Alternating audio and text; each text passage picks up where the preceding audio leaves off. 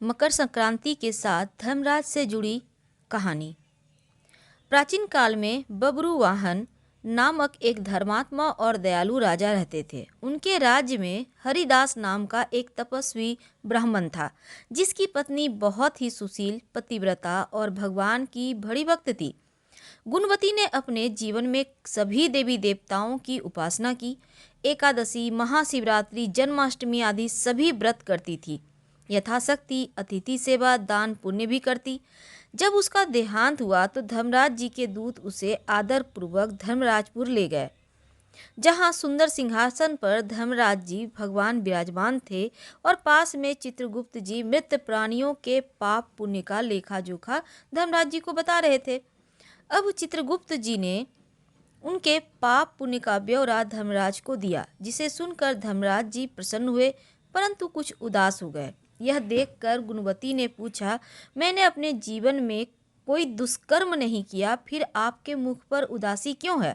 धर्मराज जी कहते हैं, देवी, तुमने सभी देवी देवताओं के व्रत आदि किए, लेकिन मेरे नाम से तुमने कुछ भी पूजा पाठ दान पुण्य नहीं किया। यह सुनकर गुणवती ने धर्मराज जी से क्षमा याचना की और कहा कि मैं आपकी उपासना नहीं जानती थी, कृपया वो बतलाइए, और साथ में यदि मृत्युलोक वापस आप भेज दें तो मैं आपको संतुष्ट करने का प्रयास करूंगी। तब धर्मराज जी ने बताया कि मकर संक्रांति के दिन जब सूर्य भगवान उत्तरायण में प्रवेश करेंगे, उस दिन से मेरी पूजा शुरू करनी चाहिए। पूरे 1 साल तक मेरी पूजा करें, मेरी कथा सुने और एक दिन भी पूजा या कथा छूटनी नहीं चाहिए। साथ ही धर्म के इन 10 नियमों का पालन भी करना चाहिए, जैसे धीरज रखना है, संतुष्ट रहना है। नंबर 2, क्षमा करना और मन को बस में रखना। 3, चोरी भूलकर भी ना करना। 4, मन से परपुरुष पर स्त्री से बचना।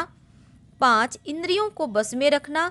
6, बुद्धि की पवित्रता यानी बुरे विचार ना करना। 7, पूजा पाठ तथा दान पुण्य करना। 8, व्रत करना, व्रत की कहानी सुनना।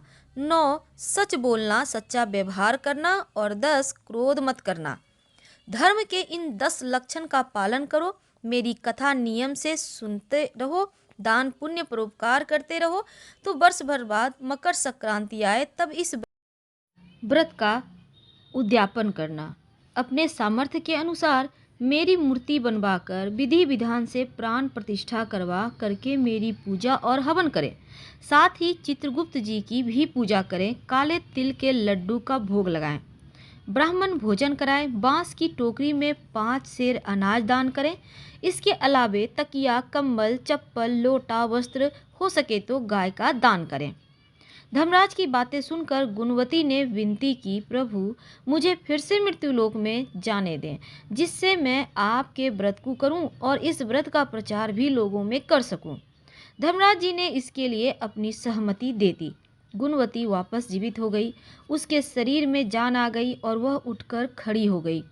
उसने सभी परिवारजन उनके बहुत प्रसन्न हुए और गुणवती ने धर्मराज जी की सभी बातें अपने पति को बताई। उसने कहा, हम धर्मराज जी का व्रत अवश्य करेंगे और धर्म का पालन भी करेंगे। मकर संक्रांति आने पर गुणवती और उसके पति ने धर्मराज जी के निमित्त व्रत शुरू किया।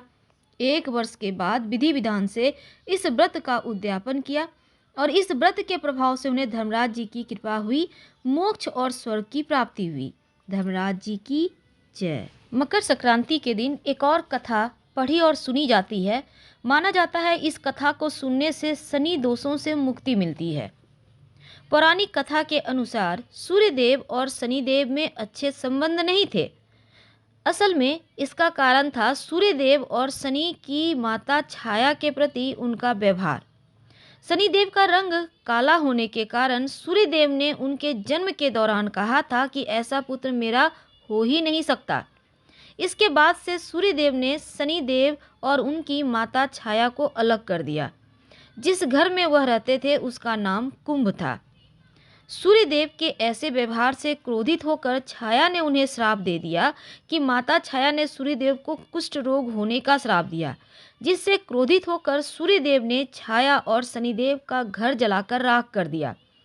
सूर्यदेव के पुत्र यम ने सूर्यदेव को उस श्राप से मुक्त किया था। साथ ही उनके सामने मांग रखी थी कि वह अपनी माता यानी छाया के साथ अपने व्यवहार में बदलाव लाए। इसके बाद सूर्यदेव छाया और शनिदेव से मिलने के लिए उनके घर पहुंचे थे। जब सूर्यदेव वहां पहुंचे तो उन्होंने देखा कि वहां कुछ भी नहीं था, सब कुछ जलकर बर्बाद हो गया था। इसके बाद शनिदेव ने काले तिल से अपने पिता का स्वागत किया।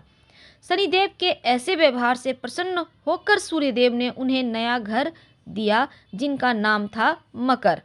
इसके बाद से ही शनिदेव दो राशियों कुंभ और मकर के स्वामी हो गए।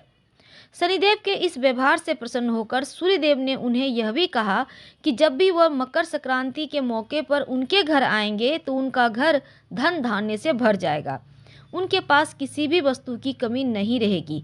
साथ ही यह भी कहा कि इस दिन जो लोग भी मकर संक्रांति के मौके पर मुझे काले तिल अर्पित करेंगे, उनके जीवन में सुख समृद्धि बढ़ेगी। तो मकर संक्रांति के दिन सूर्यदेव की पूजा में काले तिल का इस्तेमाल करने से धन धान्य की कमी घर में नहीं होती। हम आपसे विदा लेते हैं। कथा पसंद आए तो लाइक कर सब्सक्राइब करें, शेयर करें, कमेंट करें। धन्यवाद।